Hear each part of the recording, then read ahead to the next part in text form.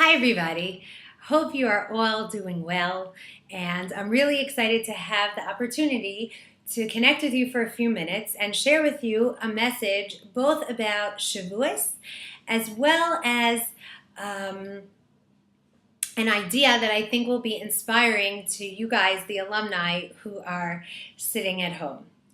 We know the Maharal tells us that each person, each member of Bnei Israel, when they looked at Moshe Rabbeinu, that they saw themselves within him.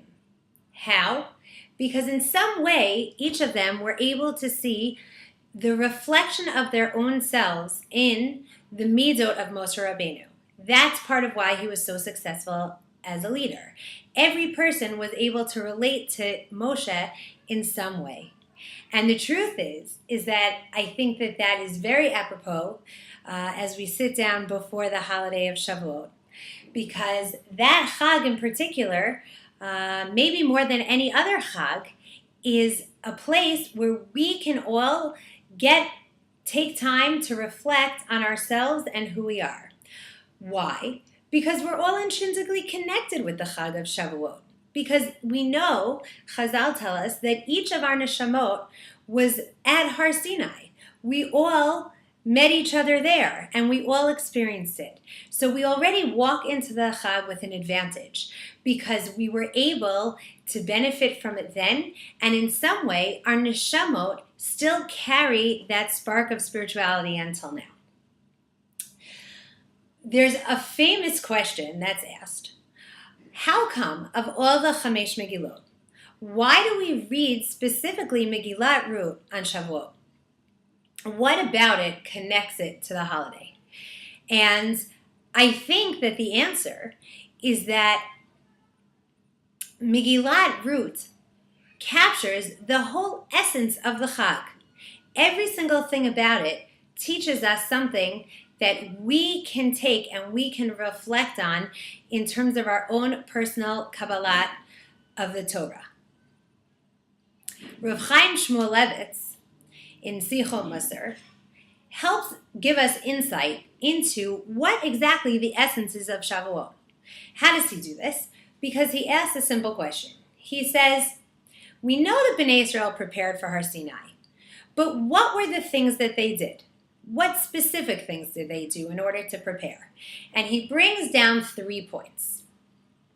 Number 1, he talks about how all of Bnei Israel, as they were encamped around Har Sinai, they needed to commit themselves to strengthening their limud Torah and their sense of Torah and their Torah values. Every individual, as they were readying themselves for Har Sinai, was working on that idea of making Torah a central part in their life.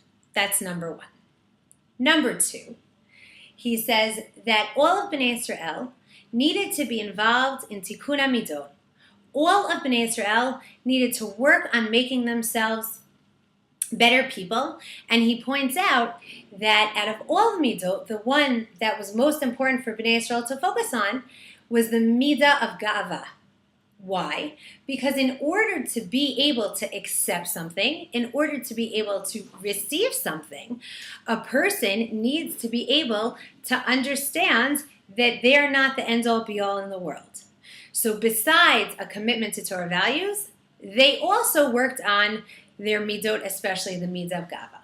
And the third thing, which is probably the most famous, is that Bnei Israel worked on their sense of achdut. We know, Chazal tell us, that they were encamped around Har Sinai, ki ish echad b'lev echad. That when Bnei Israel got the Torah, they received it as a unified group, not as opposed to a group of individuals. They felt connected to each other. They felt connected as a klal. And therefore, once they had been able to work on all 3 of these pieces, they were ready for Har Sinai. Now, where do we see these things in Megillat Ruth? We see them reflected very, very strongly throughout the Megillah, and let's go through them one by one. Number 1, strengthening commitment to Torah, ideas, and values. So we know, most famously, that as Ruth and Orpah were discussing with Naomi whether they should stay or leave, that Orpah decides to head back home, and Ruth sticks with Naomi. And she says the famous pasuk, Ki el asher telchi elech ve'uba asher talini alin, amech ami ve'elokayach elokai. Right? Wherever you go, I will go, and wherever you sleep, I will sleep. Your nation is my nation, and your God is my God. And with those words, Chazal tell us that she converted. Meaning Ruth knew that she was choosing not just to stick with her mother-in-law, but rather that she was choosing to make a lifestyle change. She was choosing to go to Eretz Yisrael. She was choosing a life of Torah. She was choosing a life of mitzvot. She was choosing a life that was garnered by a different ethical system. And she did it willingly and gladly. So that's where we see the first idea. Secondly, where do we see tikkun midot? Where do we see improving one's midot and Megillat Ruth? Well, the truth is we see it all over the place, but I'll give you just a few examples. Tikkun midot, to give you a mashal, if you think about it, again, the idea of being open and vulnerable, I like to think of it as when you teach a small child, how to catch a ball. If you can picture in your mind's eye, maybe someone who's 2 or 3, what do? You tell them to hold out their hands so that they can end up grabbing the ball. But in order to grab that ball, when they're holding out their hands, they're leaving their entire body vulnerable. What if the person throwing the ball throws it too hard? It could smack them in the stomach, it could smack them in the chest, it could hit them in the face. Hopefully none of these things will happen. But essentially, what are they saying? They're saying, I need to leave myself open in order to be able to grab that ball. Ruth is a shining example of someone who is willing to do that.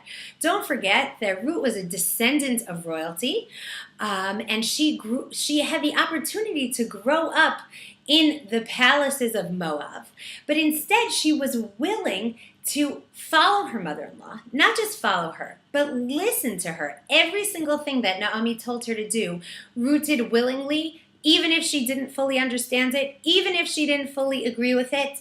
And on top of that, she was able to put herself in the position of being a recipient of chesed in order to grab the values that were most important to her. We know that she spent a lot of her time waiting in the fields of Boaz so that she could follow behind the people who were collecting wheat and do the mitzvah of leket so that she could gather it up herself.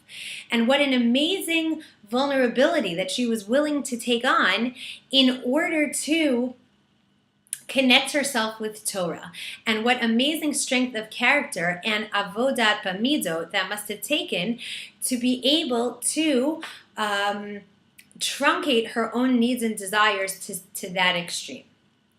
So that's number 2. Number 3, achdut. There are many ways we could see achdut in Megillat Ruth. I could talk about the relationship between Ruth and Naomi. I could talk about the relationship between Ruth and Boaz and the chesed that the two of them did for each other throughout the Megillah. I could talk about how Ruth is the great-grandmother of David HaMelech, and David HaMelech we know was such a unifier as a king, so even from generations before, she sets the groundwork for achdut among Klal Yisrael. But I actually will not talk about any of those things, and rather I'll focus on a negative example of achdut in the Megillah. We know that Elimelech, Naomi's husband, and her 2 sons, Machlon and Chalion, they all died.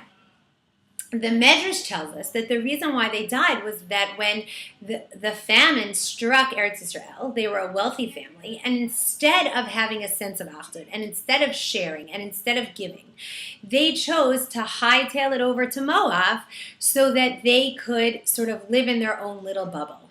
And Chazal are very critical of them, and they make sure that we realize this is not a Torah value. This is not achdut. This is not how we're supposed to be. We're all supposed to care about each other, and we're all supposed to contribute to each other. So to recap, we have these 3 ideas.